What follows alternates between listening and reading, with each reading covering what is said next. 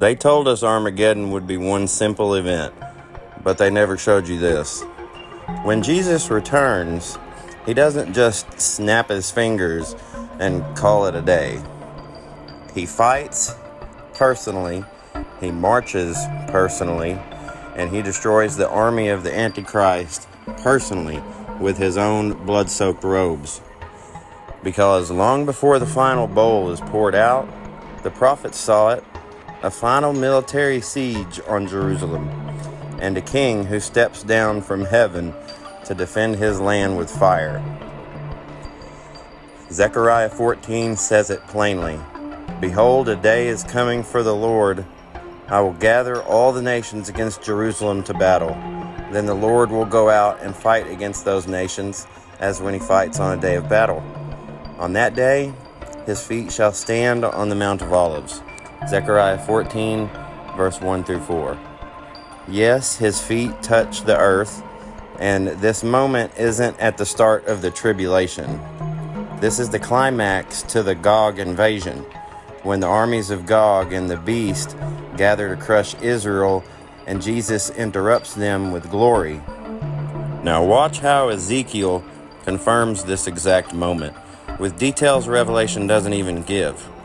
In Ezekiel 38-39, Gog, the ruler of the north, king of the north, invades Israel during a time of false peace. He comes with many peoples riding in like a storm, thinking no one will stop him. But in chapter 39, after they have been exiled, God stops playing around. I will turn you around and drive you on.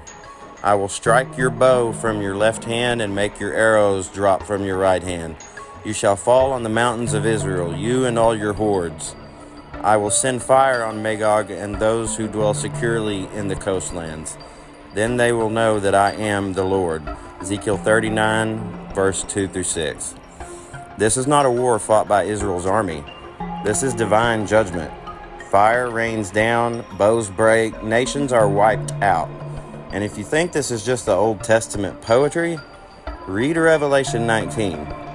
The sky opens, a white horse appears, and the armies of heaven follow the one whose robe is dipped in blood. Same king, same battle, same outcome. But here's the twist no one tells you. In Revelation 3:9, Jesus said something wild to the faithful church. I will make them come and bow down before your feet, and they will learn that I have loved you. Wait, what's that? Our enemies will bow at our feet. Think about that. That doesn't happen in heaven. They don't get raptured up to some golden throne room just to say they're sorry. That means we are on earth. We are with him, and when he returns, we rule with him face to face. The battle is real, the glory is physical, and the kingdom is on earth. So ask yourself this. Why did Zechariah say his feet land on the Mount of Olives?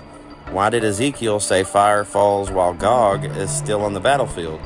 Why did Jesus say our enemies will bow before us? And how could any of that happen in heaven? Well, it can't. Because the kingdom of God is coming to earth. Jesus doesn't whisk us away forever.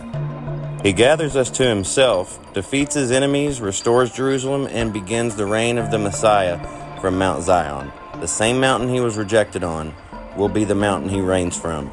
This is the gospel of the kingdom, not escapism, not fantasy, but a real king with real wrath and a real kingdom on real soil. So share this, please comment, debate, whatever you want. Spread it before it gets taken down, because the Lion of Judah is not coming back quietly. Shalom, shalom, brothers and sisters, and Maranatha.